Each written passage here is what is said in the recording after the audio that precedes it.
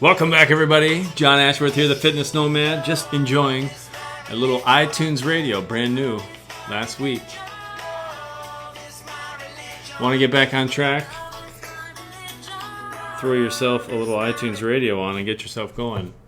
Wanted to come to you here today because this is a good example of what I've been doing for the last 20 years as a fitness coach. So this video is for the coach and for the fitness enthusiast. We are here, the virtual coaching desk. Allie right below me, napping, patiently waiting for her walk. We're going to get out there in a minute. I think what has happened over the course of my life over the last 2 to 4 weeks is a good example of what happens to all of us, which is we get busy. Life gets in the way, sort of a bad expression, I think, because life is life. It isn't going to change until you make those changes. And you can't get rid of all the craziness of life. But what it does is it throws you off track when it comes to your health and fitness program. So what I wanted to go through today here, I'm going to log into the system.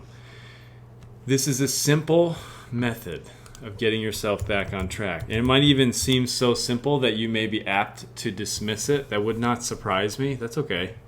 But listen in, because this is what I've been doing with my clients over the last 20 years. Setting up weekly action steps to help get you back on track. So I've got a big transition going on in my life. I'm moving out of my own studio, moving into Harbor Athletic Club. The kids just started school.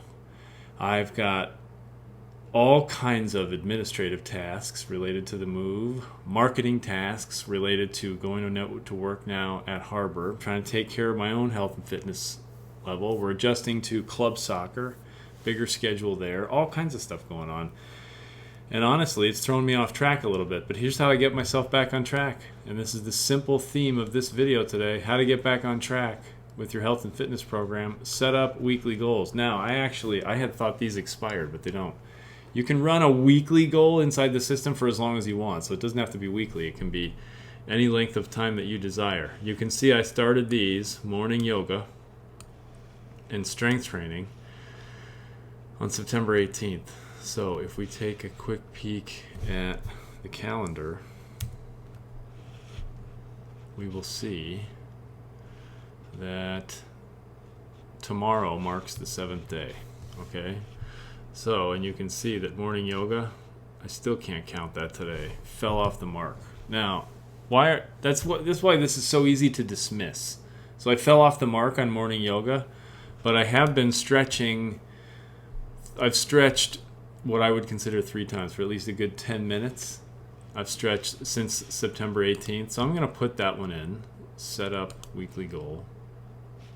It's an exercise goal. Stretch daily. Now, when you name these, see how the name of it that I've used this before. It's the name pops up and I select that.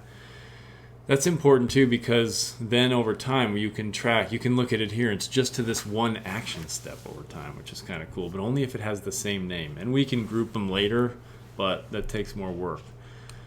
Now, obviously I'm not setting this up at the beginning of the week, as I probably should. So I'm really just wanting to know, okay, I did it 3 times, but I know that I set out to do this every day of the week. All right. So this started on the 18th and it's going to end tomorrow. I did it, like I said, 3 times. I'm not going to repeat it. Ignore 4 campaigns. Still got to get that out of there. Okay, now that goal is in there. So if I go back to enter weekly goals, there it is. Boom, and I already put my score in. So it automatically affects my adherence score, which is doing reasonably well, but you can see 80% or better is the goal here. So I'm still at 72% there. Food goals, I don't set enough food goals. I need to do more of that.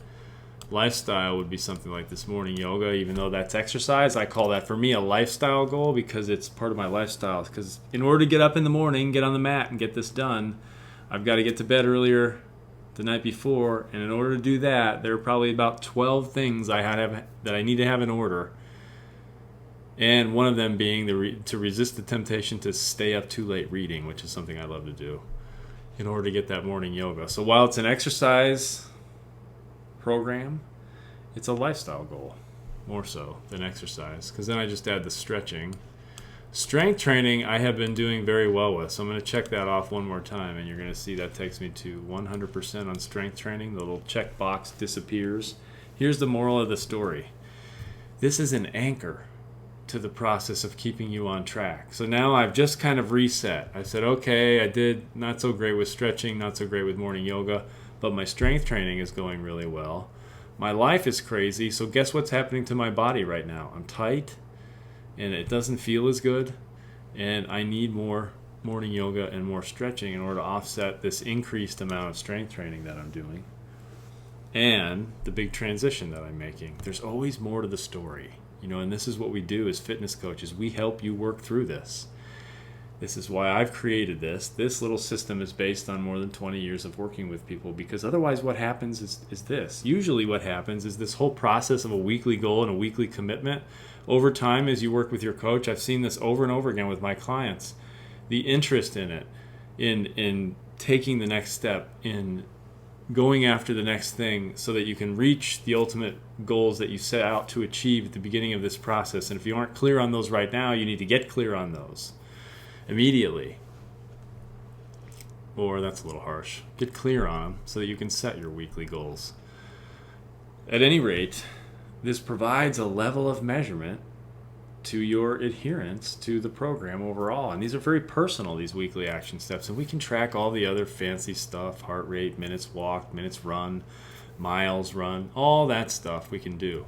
But these weekly goals reset the clock. It's Monday, I'm getting in to empty, which means I'm getting all of my inboxes to empty so that tomorrow I can hit the ground, get moving, and accomplish what is on my agenda for the week, which is to move out of my studio for the last time. So I've had my own personal training studio for 8 or 9 years, and I'm saying goodbye to that responsibility, moving my practice to Harbor Athletic Club, continuing to focus significantly on this software application, because I'm still ultimately always committed to you, the bohemian athlete, the average fitness enthusiast. Maybe you're not so average, don't mean to insult you, trying to achieve your health and fitness goals, but more than that, trying to grow as a human being, trying to be better than you were the day before, to do a little bit more today, so you're a little bit stronger, a little bit wiser, and a little bit better able to help those around you. This is John Ashworth, the Fitness Nomad. Look for more of these little